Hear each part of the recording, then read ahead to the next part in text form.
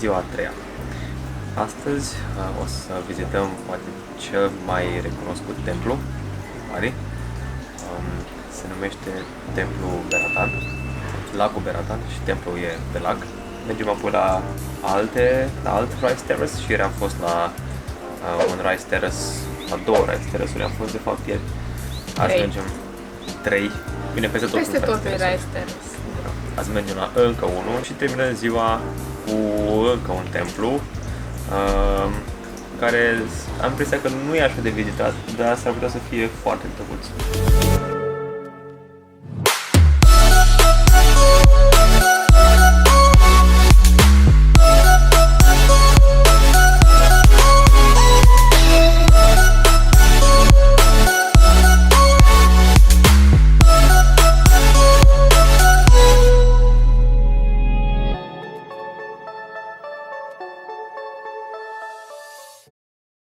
So the next temple we visit is called Ulun Danu Beratan Temple. Ulun mean head from the word Ulu. Danu mean lake. And Beratan is the name of the village there. So Ulun Danu Beratan Temple means the temple on top of Lake Beratan. Ulun Danu Beratan e unul din cele mai vizitate temple din Bali, iar asta am simțit-o pe pielea noastră, în grămădeală ca la Costinești. Noroc cu Boli, care ne-a povestit una alta despre hinduism. In India, Ganesha is a god. But for us, Ganesha is a son of Shiva. Like that. So why we put in front of our house, in front of the temple? Because Ganesha is very loyal to protect our house, to protect our temple. So from middle area of the temple to the main area of the temple, we have round gate, symbol of the Mount Agung, with 3 different doors. So because we have 3 big manifestation of the god. So middle door, most of the time closed, open only on temple ceremony. Una din cele mai importante lecții din excursia în Bali, și nu numai, e să te trezești cu noaptea în cap dacă nu vrei aglomerație la temple. Noi însă am preferat să dormim, așa că Danu Beratan, deși drăguț, nu prea ne-a impresionat. Mai interesantă e legenda despre el. Acum sute de ani, balinezii plantaseră un copac pe lac, iar a doua zi a răsărit în locul lui un templu. Știam că urma să vedem și alte temple la fel de frumoase, dar mai puțin populare, așa că am pornit iar la drum. So for Bali, what would you say are the most important temples, or is it? Can you say that a temple is more important than another one, or they all have the same significance for you as a Balinese Hindu? Actually, for us, the most important temple for us is a house temple, the place where we need to pray every day, if possible, 3 times a day. After that, family temple, then the 3 temple for the god of Mahavishnu Shiva in our village, then public temple.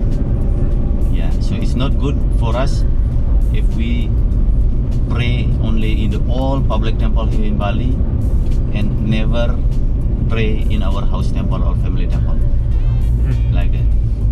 So house temple first, then family temple. Pe seară am ajuns la templul Tamanayun, care s-ar traduce prin templu cu grădini pe apă.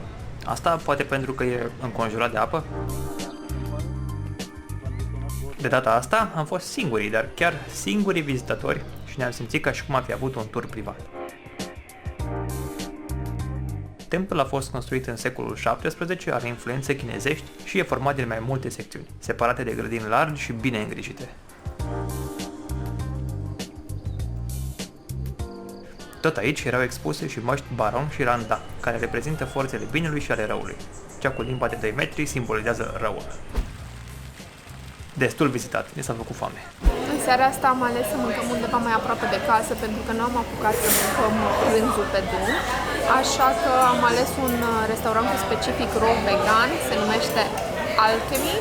Eu am ales să mănânc o salată cu ceva paste din zucchini cu pesto, semințe de dovleac, o salată de castravete și un couscous de conopidă.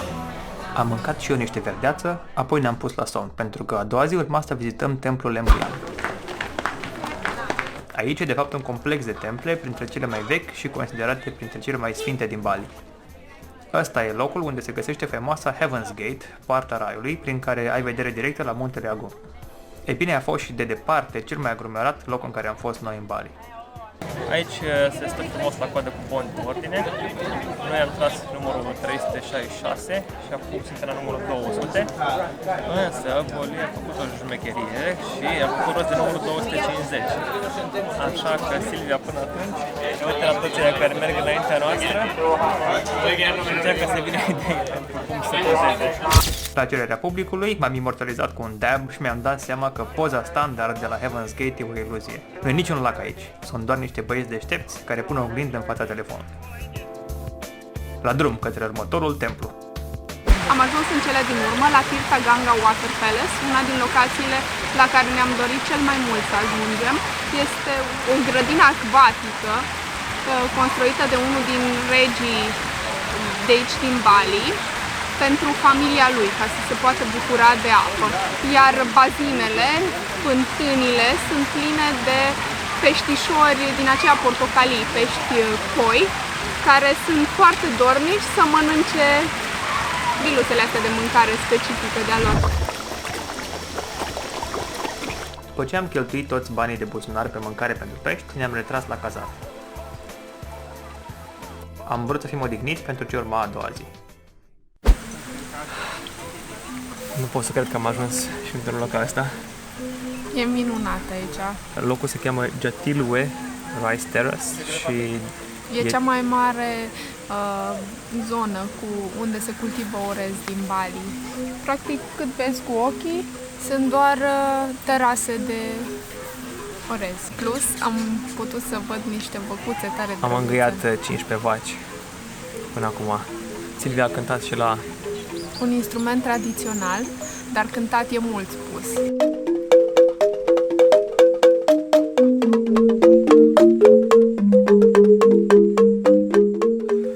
Cred că am putea să stăm aici cu orele. Eu cu siguranță ar putea să nu mai plec. Hold me now forevermore. Oh, I've been thinking of you. Tell me I'm forever yours.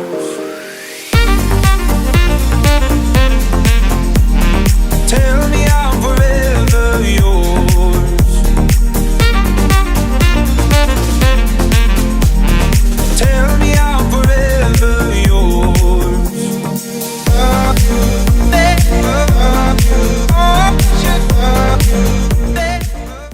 În episodul următor din Far From Home,